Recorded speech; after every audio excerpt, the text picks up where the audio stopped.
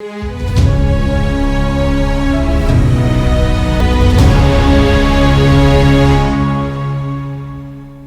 दोस्तों, राजनीति की बातों में आपका स्वागत है। मैं हूं आपका दोस्त धर्मेंद्र कंवारी।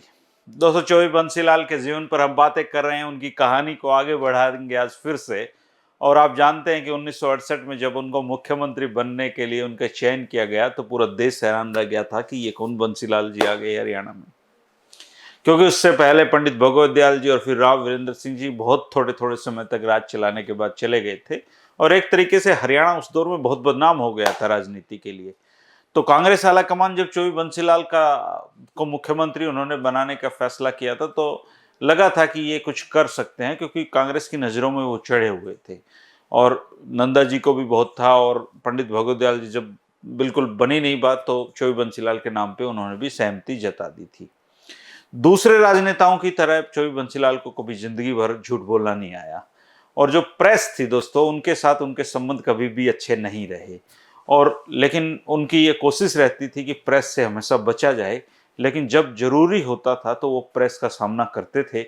और प्रेस की विजिट भी अपने विकास कार्यों को जनता के बीच ले जाने के लिए करवाया करते थे। और उस दौर का हरियाणा दोस्तों 1968 में आप अंदाजा लगा सकते हैं कि कुछ नहीं था, अखबार ही थे बस जो था। आज की तरह सोशल मीडिया तो था नहीं। और हरियाणा की तरक्की को दिखाने के लिए उन्होंने उस प्रेस का बखूबी इस्तेमाल किया। और चौबे बंसीलाल का दिल्ली के जो अखबार वाले हैं उनसे पहली बार तब सामना हुआ जब विधायकों ने उनके नाम को स्वीकृति दे दी थी और विधायक दल के वो नेता चुने गए थे। और जो चंडीगढ़ के प्रेस वाले थे उनके साथ उनके संबंध कभी मधुर नहीं रहे। और द ट्रिब्यून के साथ तो उनका बहुत लंबा चौड़ा झगड़ा भी रहा, वो भी मैं आपको बताऊंगा। और दिल्ली में पत्रकारों से उनका मिलना उस समय बहुत सहज, सामान्य और विनोदपूर्ण था। पहली मुलाकात कम से कम ठीक रही थी। और उन्होंने उस प्रेस कॉन्फ्रेंस में ये कहते हुए इसकी शुरुआत की कि ये मेरी पहली प्रेस कॉन्फ्रेंस है। और एक रिपोर्टर ने उनसे पूछा कि आप 1966 में अपनी जो राज्यसभा अवधि है उसको समाप्त होने के बाद मध्यावधि चुनाव लड़ने के बीच में क्या करते रहे।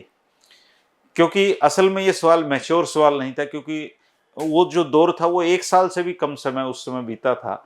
और चौबे बंसीलाल ने 1967 में एक चुनाव लड़ा और वो जीता। और यदि कोई दूसरा होता तो शायद इस प्रश्न को इग्नोर कर देता। और ये भी हो सकता था कि पत्रकार नया हो या फिर शुरुआत में बातचीत शुरू करने के लिहाज से ये सवाल पूछ लिया हो। लेकिन बंसीलाल जी ने उसका जो जवाब दिया वो बहुत रोचक था। उन्होंने वो उस पत्रकार की तरफ देखा और कहा कि मैं पापड़ बेलता रहा। इसके बाद जो प्रेस कॉन्फ्रेंस है वो हंसी मजाक में तब्दील हो गई। और अपनी पहली प्रेस कॉन्फ्रेंस में उन्होंने जो बातें कही थी दोस्तों वो बहुत महत्वपूर्ण थी। ये हमारे समझने के लिए भी बहुत महत्वपूर्ण है कि उनके मन में आखिर उस दौर में क्या चल रहा था। हरियाणा क्षेत्र में जहां नेता सत्ता प्राप्त करने के लिए जाति और दूसरी तरह के लालच से खुद को नहीं बचा पाते हैं, उसके विपरीत जो बंसीलाल जी थे उनमें ये साहस था कि वो अपनी राजनीति के लिए जाति का सहारा ना लें, धर्म का सहारा ना लें। और उन्होंने कहा था कि हमें हरियाणा में एक ऐसे समाज का निर्माण करना है जो जातिवाद और दूसरी विघटनकारी ताकतों से संचालित नहीं होगा। नया हरियाणा बनाने का कार्य बहुत रोमांचक और अति विशाल है। और बंसीलाल जी ने यह भी कहा था कि वे निष्ठा और अनुशासन को अपनी सरकार का हॉलमार्क बनाएंगे। पहली और सबसे प्रमुख चिंता प्रदेश को स्वच्छ, प्रभावी और निष्पक्ष प्रशासन देने की रहेगी, ऐसा उन्होंने अपनी पहली प्रेस कॉन्फ्रेंस में कहा था। और उन्होंने ऐसा करके भी दिखाया दोस्तों। उन्होंने कभी भी जाति और एरिया की राजनीति नहीं की। आजकल तो आप सबको पता लग गया है कि वो जाट परिवार में जन्मे थे, गोलागढ़ के थे। लेकिन आज भी हरियाणा के बहुत कम लोगों को उनके गोत्र के बारे में जानकारी होगी।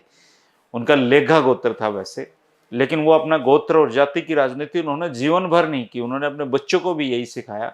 और चौबे बंसीलाल का परिवार इकलौता ऐसा परिवार है जिन्होंने कभी जाति की राजनीति का सहारा हरियाणा में नहीं लिया। जबकि उनके विपरीत जो भी लाल मुख्यमंत्री हुए हैं उन्होंने उनके लिए अपना जो पैतृक वोट बैंक है, जिस जाति में जन्मे, वो महत्वपूर्ण रहा है। और बंसीलाल जी ने उसी प्रेस कॉन्फ्रेंस में ये भी कहा था कि जातिवाद एक ऐसा वायरल है जिसने कांग्रेस सहित सभी पार्टियों को बुरी तरीके से खाया है। और मेरे मन में इसके खतरों को नष्ट करने के लिए कई विशिष्ट योजनाएं हैं। और इसके साथ ही जनसामान्य को शिक्षित करना और ये बताना जरूरी है कि जातिवाद ने हमारा जो विकास का मार्ग है उसको अवरुद्ध कर रखा है। और जब तक जनता साथ नहीं देती है तब तक ये बुराई हम खत्म नहीं कर सकते हैं। ये चौधरी बंसीलाल की सोच थी दोस्तों। मैं जब ये राजनीति की बातों के लिए किताबों को खंगालता हूँ, इनको पढ़ता हूँ, इनकी विधानसभा में कार्रवाई को पढ़ता हूँ, तब चौधरी बंसीलाल जी मुझे सबसे अलग क्यों खड़े दिखाई देते हैं, क्योंकि उनकी सोच भी अलग थी। और एक पत्रकार ने चौधरी बंसीलाल से पूछा कि कांग्रेस के मुख्यमंत्रियों को रिमोट से संचालित होने की आदत है, क्या वो इस आदत का पालन करेंगे? बहुत तीखा और डिप्लोमेटिक ये सवाल मैं कह सकता हूं इसको। क्या दिल्ली के हर सप्ताह आप चक्कर लगाएंगे? तो इस पर बंसीलाल जी ने सावधानी पूर्वक मुस्कुराते हुए कहा कि आप देखना, यू विल सी, दिल्ली के लिए मेरी कोई हफ्ते की ट्रिप नहीं होगी, प्रदेश के हित में कोई काम होगा तो मैं यहाँ जरूर आऊंगा। बंसीलाल जी ने इसी प्रेस कॉन्फ्रेंस में यह भी कहा था कि मेरे पिताजी और मेरे 2 भाई आज भी गांव में रहते हैं, खेतीबाड़ी करते हैं, मैंने भी खेती की है, मेरा जन्म गांव में हुआ है और मैं आज भी अपनी जमीन से जुड़ा हुआ हूं। बंसीलाल जी को मुख्यमंत्री के रूप में 21 मई 1968 को उन्होंने शपथ ग्रहण की और शपथ जो समारोह था वो हरियाणा सरकार के दिल्ली स्थित नेहरू विश्राम गृह में शाम को 5:45 में आयोजित किया गया था, क्योंकि राज्यपाल जो उस समय थे BN चक्रवर्ती जी, वो कुछ समय से बीमार चल रहे थे और उनको दिल्ली में विश्राम करने की सलाह दी गई थी। वहाँ जो बहुत अधिक भीड़ एकत्रित हुई, उसकी वजह से प्रेस के लिए शपथ ग्रहण स्थल पर पहुंचना असंभव हो गया था। उस दौर के बहुत कम फोटो आपको मिल पाएंगे दोस्तों।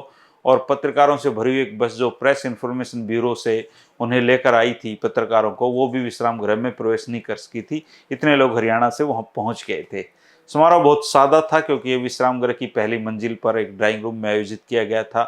दिल्ली में शपथ दिलाए जाने की बाद में विधानसभा में आलोचना हुई और इस मामले को विधानसभा में उठाते हुए पूर्व मुख्यमंत्री राव वीरेंद्र सिंह ने कहा कि हरियाणा का मुख्यमंत्री दिल्ली में शपथ ले, ये कोई बात हुई? ये शपथ समारोह चंडीगढ़ में होना चाहिए था। हालांकि बाद में बहुत सारे मुख्यमंत्रियों ने दिल्ली में ही शपथ ली, लेकिन उन्होंने इसकी शुरुआत की थी दिल्ली में शपथ लेने की। और उनकी जो शपथ ग्रहण समारोह था उसमें कुछ खास नेता मौजूद थे दोस्तों, जिनका उनकी जिंदगी में भी बहुत बड़ा योगदान था। उनमें IK गुजराल थे, जो चौधरी बंसीलाल के ताउम्र दोस्त रहे। रणवीर सिंह हुड्डा जी थे, पंडित भगवत शर्मा थे, ओम प्रभा जैन जी थी, और केंद्रीय मंत्री जो प्रोफेसर शेर सिंह थे। आने वाले कुछ समय तक फिर उन दोनों की गाढ़ी दोस्ती चली और वो दोस्ती फिर दुश्मनी में तब्दील हुई, मैं कई किस्सों में बता चुका हूँ।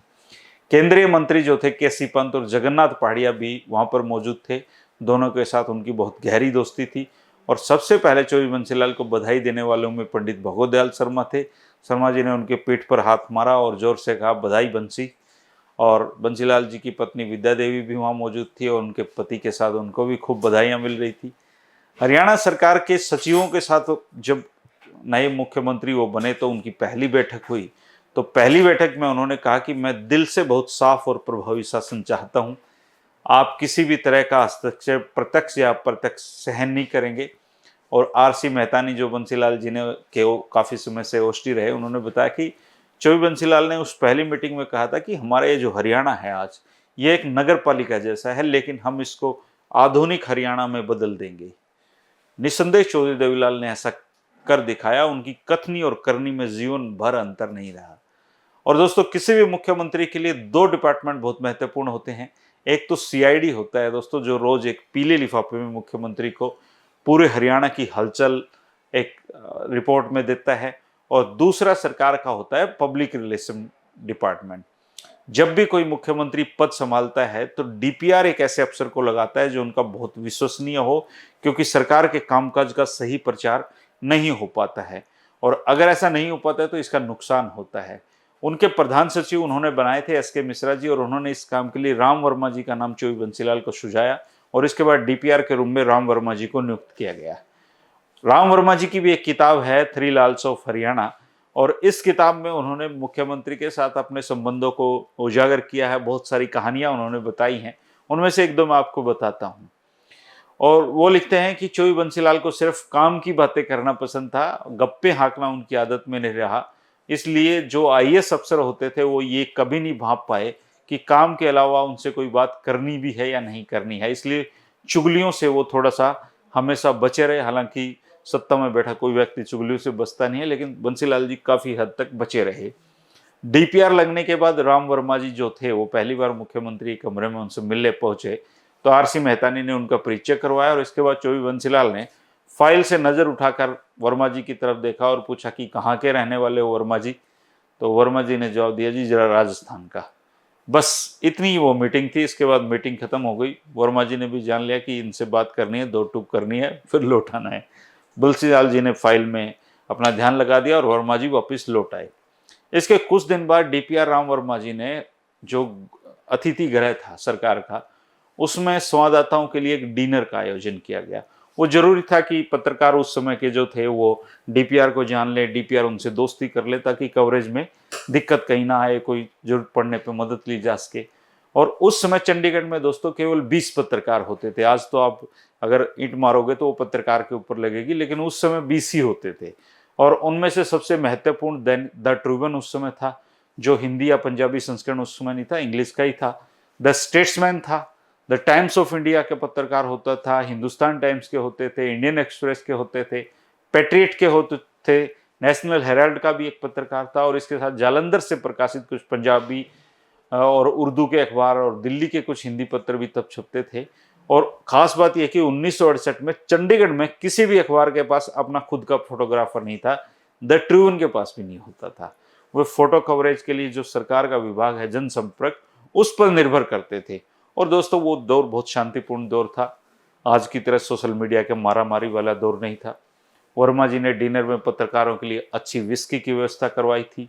डिनर बहुत अच्छा रहा, उनकी पत्रकारों से पहली मुलाकात अच्छी रही और बहुत बढ़िया उन्होंने संपर्क उनसे बनाए। अगले दिन विभाग से अकाउंटेंट डिनर पार्टी में जो खर्च है उसके वाउचर लाए और वर्मा जी के सामने रख दी। वर्मा जी ने उनको पढ़ा तो देखा कि 80 पत्रकारों के लिए रात्रि भोज की मेजबानी उस पर लिख रखी थी, जबकि सच्चाई ये थी कि 20 पत्रकारों के लिए डिनर का इंतजाम था।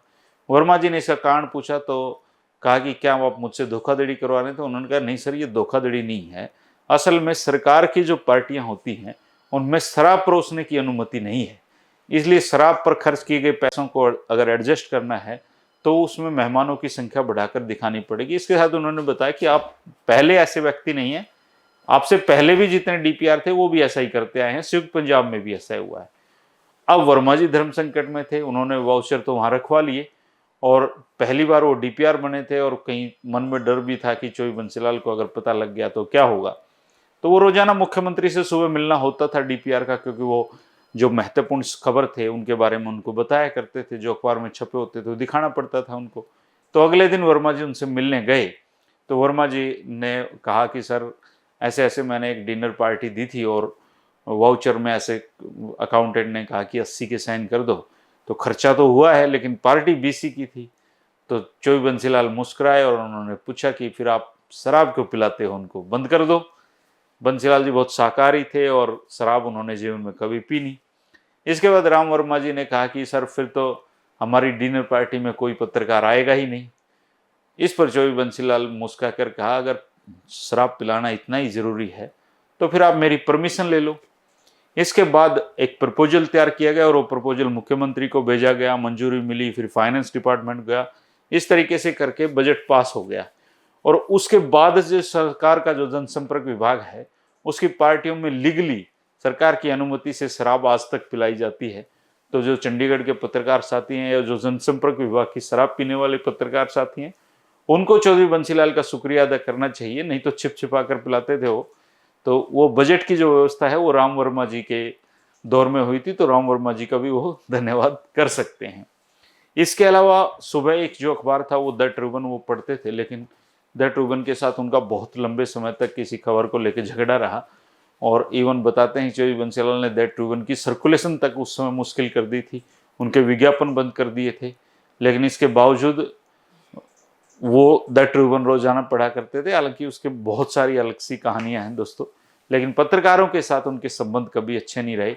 इस वजह से जो उस दौर के पत्रकार थे वो चोई बंसीलाल की ज़्यादा कवरेज भी नहीं कर पाए, दिखा भी नहीं पाए उनको। और जब इमरजेंसी का दौर आया तो उनको मौका मिला था फिर चोई बंसीलाल के बारे में खुलकर लिखने का, तो कुछ ने भड़ास भी निकाली होगी, इसलिए बहुत सारी नेगेटिव चीज़ें भी चोई बंसीलाल के खिलाफ आई। और हो सकता है उनमें से कुछ में सच्चाई अभी हो, भगवान जाने या वो पत्रकार जाने। लेकिन चोई बंसीलाल प्रेस के साथ संबंध उनके मधुर ना होते हुए भी प्रेस का महत्व समझते थे, इसलिए चाहे लिफ्ट इरिगेशन हो, चाहे एचयू में एचयू बनाने की बात हो, चाहे सड़कें बनाने की बात हो, चाहे बिजली की हो, उन्होंने प्रेस का बखूबी इस्तेमाल किया और हरियाणा की जो छवि है वो पूरे देश में लोकप्रिय कर दी थी। और एक समय इंदिरा गांधी को ये कहना पड़ा था कि मैं हर प्रदेश के लिए अब एक बंसीलाल कहाँ से लेकर आऊँ। इस तरह का उनका नेचर था दोस्तों। कल हम कुछ और कहानियाँ जानेंगे उनके जीवन के बारे में, जितने भी वीडियो बनाएंगे दोस्तों। और चौबे बंसीलाल की जी के बारे में बातें करते हुए मुझे व्यक्तिगत तौर पे इसलिए अच्छा लगता है क्योंकि कम से कम उस दौर में ऐसे नेता तो हुए हैं जो हरियाणा के बारे में सोचते थे। क्योंकि हम आजकल इतने ज़्यादा जातियों, समूहों और क्षेत्रों में बट गए हैं, आजकल तो मुख्यमंत्री भी क्षेत्र के बनते हैं। तो एक छोटा सा हरियाणा है जिसमें आप पूरे दिन में हरियाणा के 2 चक्कर काट सकते हो, उसमें भी क्या क्षेत्रवाद होना। तो हरियाणा की तरक्की के बारे में सोचने की शुरुआत चौबे बंसीलाल ने की थी और इसके लिए वो हमेशा बधाई के पात्र रहेंगे। हम उनके जीवन काल के बारे में इसलिए जान रहे हैं कि अच्छी बातें फैलती रहनी चाहिए, उनको याद करते रहना चाहिए। हो सकता है कोई भविष्य का नेता इनको सुने और हरियाणा के बारे में सोचे। शुक्रिया दोस्तों, कल फिर मिलेंगे। नमस्कार।